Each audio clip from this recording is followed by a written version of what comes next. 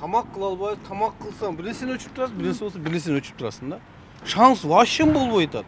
Март айынан тарта электр жарыгы тынымсыз өчүп, карапайым элди жүдөттү. Мындай өчүрлөр жарандардын жарыкты көп колдонуп жатканы менен түшүндүрүлүп жатат. Учурда Ошто көп кабаттуу үйдүн жашоочуларына газ дагы берилбей, электр энергиясына болгон муктаждык күчөгөн. Эми жарыктын сааттап эскертүүсүз өчүрүлүшү күнүмдүк тиричиликти татаалдаштырууда дешет. Эми газ жок, свет жок, основной эле биздин керек бытовой техникалар ушу электр энергияга байланыштуу.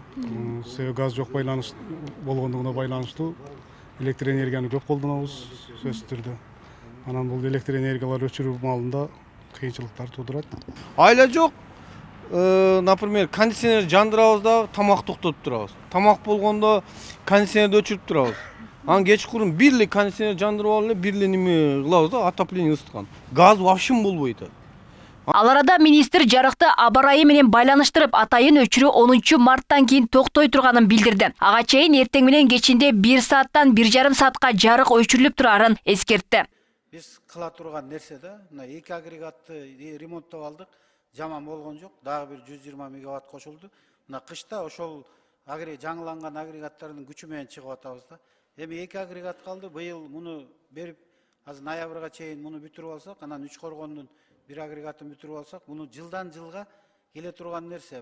Бул жагдайды эл өкүлдөрү дагы сыңгалып, электр энергиясында тартыштыкты жоюуга министр аракет кылыш керек деген пикирлер айтылды. Депутаттар электр жарыгы кайсы аймакта саат канчада өчүрүлөрү тууралуу маалыматты ачык жарыялоону талап. Урматтуу министр, мен сизден суранат элем да, министрлердин кабинетинен суранат элем да, улуу трибунага бияктан келгенде элге кайрылып чыдап койгула деп айткандан алыс болуңуздар.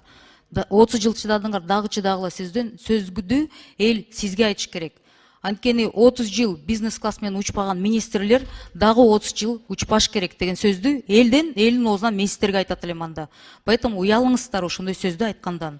Чыдаш керек деп министрлер чыдасын. Министр Талайбек Ибраев жарыкты өчүрүүгө негиз болуп жаткан Токтогул менен Үчкоргон КЭСин реконструкциялоо иши болуп жатканын айтты. Мындан улам маал менен өчүрүлөр болуп турат. Ал эми Ош шаарында керектүү өчүрүлөр электр жарыгын нормадан ашыкча колдонуп жатат дешет. Керектүү өтө эле көп болуп атат, нормадан ашчу болуп атат. Себеп дегенде март айы болсо деле ошол январь-февралдагыдай суук, кар ошол минус 5 градустан 20 градуска чейин бүгүнкү күндө суук Ош жергесинде, ошондо керектүүлөр көп болуп атат. Анын үстүндө өткөн жылы Токтогул КЭСинде суунун бассейнге толуусу аз болуп калган, нормадан өтө эле аз болуп калган, ошол суунун аздыгынан да себеп.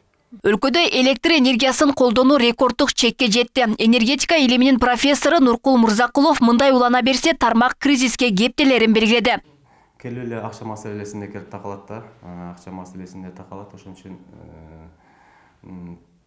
биз ушуну түшүнбөй атабыз. Эмне үчүн биз электр энергия өзүбүздөн чыкса эле кымбаттатышыбыз керек деп, тариф акырындык менен барып кымбатташ керек. Биз дегенде ошо Азия мамлекеттеринин ичинде эң арзан электр энергиясын биз алып атабыз да. Ошон үчүн биз тарифти дагы бир аз жогорулатышыбыз керек.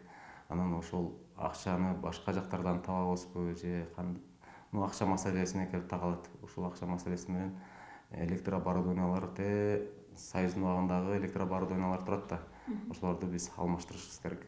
Учурда электр энергиясы суткасына нормадан 13 миллион киловатт саатка көп колдонулуп жатат. Токтогул суу сактагычында учурда 7,5 миллиард метр куб суу бар. Адистердин белгилөөсүндө суунун көлөмү 6,5 миллиард метр кубка түшкөндө КЭСтин иши токтойт. Белгилей кетсе, Кыргызстан электр энергиясын Россия, Түркмөнстан, Казакстан жана Өзбекстандан импорттойт.